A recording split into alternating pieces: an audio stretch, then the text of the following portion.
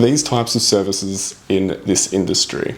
Hey, I'm Chase, a Perth-based bodyworker specialising in sensual and kind of massage for women of all ages, shapes, sizes and limitations, 18 plus of course, with companionship and content creation as well. And I'm here today with the stunning Jade Blair in Brisbane, and we are both in the industry, and I wanted to kind of get a bit of her thoughts on how she thinks the work that we do benefits the community. So Jade, what's your question? What's your answer?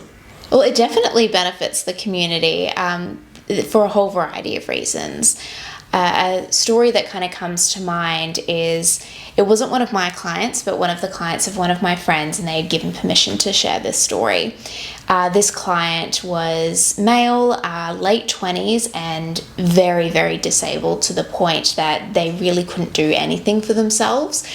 So eating, dressing, bathroom, literally anything they did need assistance with, which meant that they were unable to do the thing that most adults like to do when they're alone by themselves in the shower before they go to bed. And so the only way for them to have a finish was with assistance.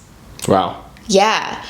So that's an experience that literally every adult in the history of the universe pretty much has had, and they missed out on that because, you know, it's not like they could just ask anyone to kind of give them a hand, literally. Yeah. So, you know, being able to hire a worker in a safe, ethical, consensual environment was life-changing for them and allowed them to participate in an experience that is very uniquely human and something we all get to do. So that was very profound and definitely impacted that person quite positively. They ended up being quite a big advocate for the rights of people with disabilities and their right to access services like that. There's, of course, you know, it doesn't always need to be a huge, profound thing to be a benefit either. We're adults. We have the right to have adult experiences and relationships, and you should be able to go and have some fun in a consensual, ethical way. And just that in of itself is a benefit. Being able to go see another human, have an interaction, have some touch, feel wanted and needed and respected and safe. So much of our job is just providing that safe experience where someone can be themselves and not be judged. And that is such a profound benefit in its own way.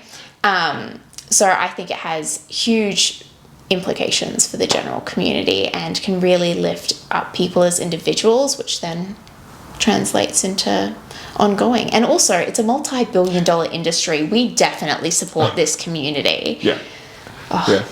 And I think that's really amazing, and that's the kind of thing I see with my disabled clients is, you know, there is some things they can use with vibrators and stuff, but it is still challenging, and women that are physically disabled, that have those limitations, don't have the ability to defend themselves.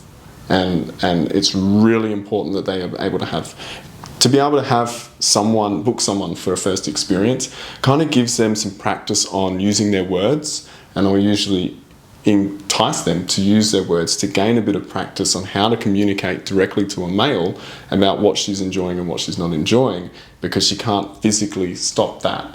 And so it's a really vulnerable space. So her being able to have a bit of practice with a professional to really know what she likes and what she doesn't like in a consensual space can make or break her whole future history with men.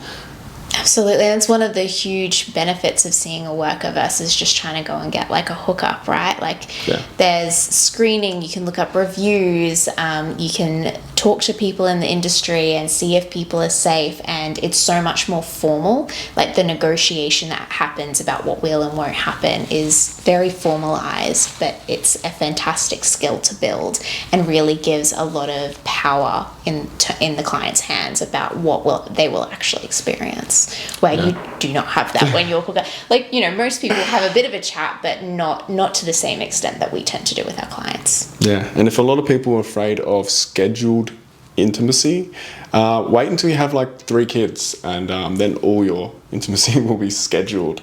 So it's probably good practice. Otherwise, till Until the next question, I'm Chase and this is Jade. Ciao. Ciao.